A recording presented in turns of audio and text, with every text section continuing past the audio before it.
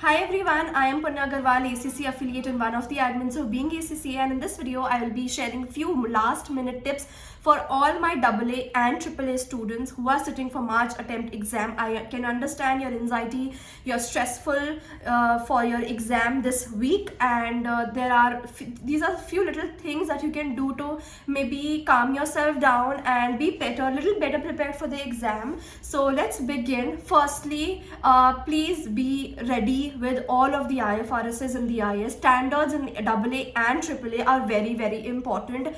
Wherever you can put a standard, wherever you can use the standards, please use them. They will only and only increase your marks in the paper. They'll not reduce it. Also, please be careful whenever you're writing any of the IFRS or the IAS. Be careful that you're writing the correct number plus the correct name, and the name should be full. Like I have checked few tests wherein the students write IFRS 15 revenue. It's not revenue, it's revenue with contracts with customers, right? So you have to write the full name of the IFRS that you're referring to, right?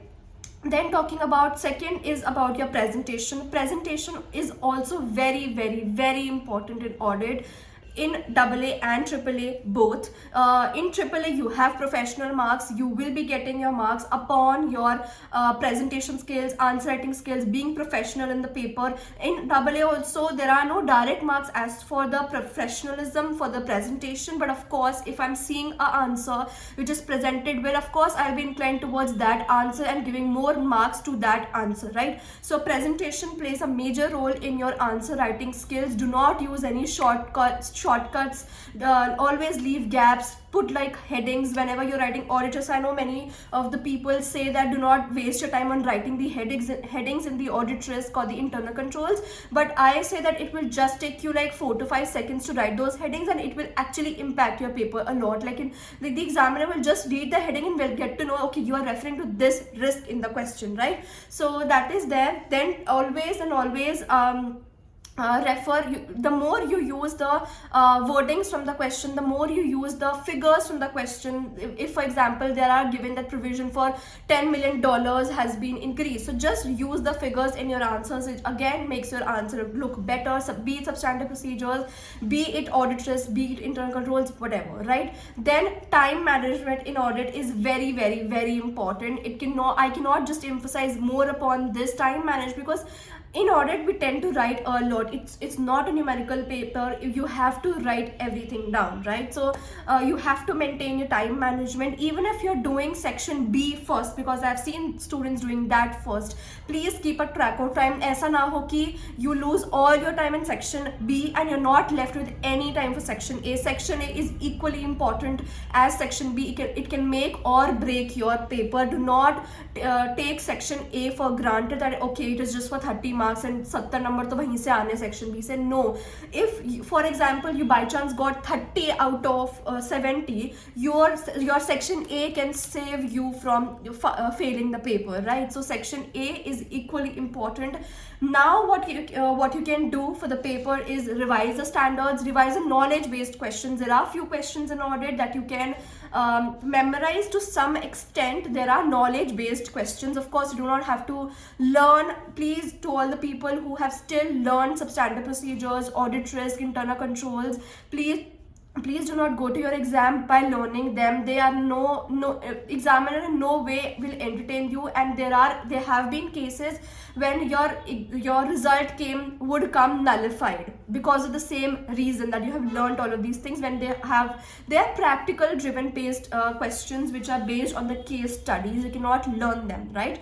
So these are all the last minute tips for AA and for AAA. Your formatting should be good. In terms for your AAA, your formatting should be really nice. Your materiality, all of those things should be in sequence. Revise all of the concepts that you are a little skeptical about. Do not leave anything unattempted in the paper. Even if you are thinking that, oh my god, I'm not able to understand what the question is saying, leave that for now, then come back and write at least something. Maybe you will be able to get something in the answers. And substantive procedures, I know that you people are very scared of substantive procedures. Most of the students are scared of substantive procedures. So I have put up a video explaining, I think it is like a 25 minutes video. Please do watch that. That is, I have explained substantive procedures from the scratch. How can you relate it to the case scenario, and writing the general ones as well. So substantive procedures are very, very important. I think all of these things are very important for your AA and for your AAA exam. Lastly, I know that while writing the paper, you might think that, am I writing it right? Am I writing it wrong? Because this is the dilemma that most of the people, most of the students face in their exam, even while practicing, right? And it's nothing new, to be very honest.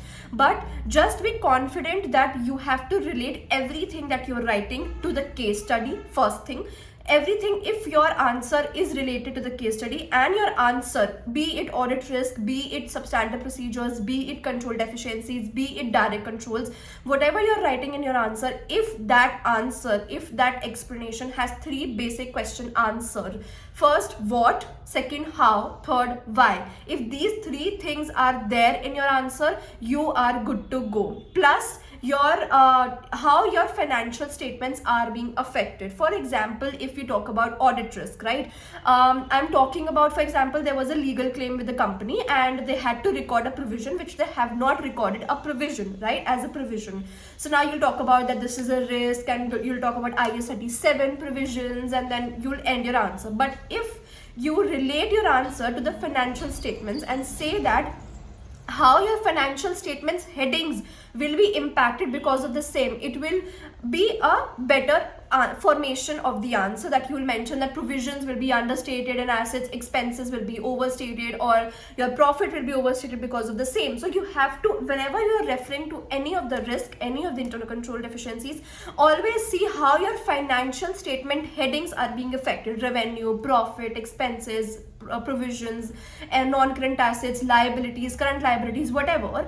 Just see. So these three things are important. Okay, I'll just repeat it once for you again. You can write it down if you want. So first is your reference to the case study is very, very, very important. If your answer is not in reference to the case study, it will create an issue. It will create a problem of you also to understand if you're writing it right or no. So first thing. Secondly, three question answer you have to do: what, why, and how. If these three questions are you're able to get your answers through your answer, you are good to go. Thirdly, you have to talk about your financial statements and how is this risk affecting your financial statements. Simple. So three things very important for your risk, for your substantive procedures, for your internal controls as well. So I hope this few last minute thing would help you in your exam, writing your answers in your exam. And this was all from my side for all the AA and AAA students. I hope these tips would be helpful for you in your exam when you're preparing. And if you have any doubts, any queries, you can definitely reach out to me on my Instagram page, which is @beingacca, and I'll be happy to help you.